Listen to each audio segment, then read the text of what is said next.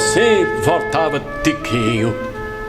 Mas do meu giral brotou filho com colheita arretada.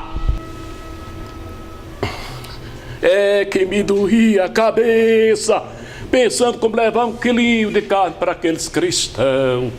E sentei na porta desse filho que não tem nada para me dar. A vida do nordestino sempre marcou muito. Aquela vida sofrida que o Brasil todo conhece. E daí então, na revista Realidade dos anos 60, eu encontrei o texto chamado Caixão da Caridade. E eu apresentei um monólogo baseado no texto que encontrei nessa revista.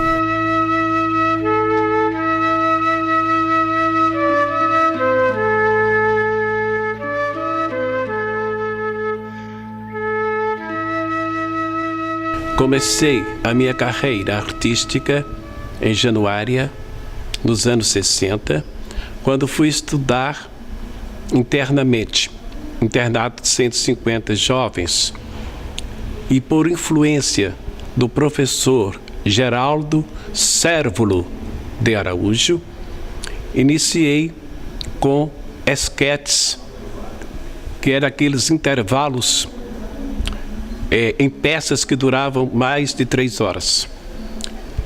Retornei a Montes Claros e aqui participei de algumas peças.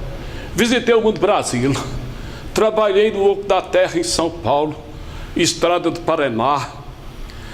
Colhi cana, mas não colhi para mim. Carreguei tijolo, cimento, varri rua. E se somos sibirinos iguais em tudo na vida, morremos de morte igual, mesmo a morte sibirina, que é a morte que se morre de velhice antes dos 30, de emboscada antes dos 20.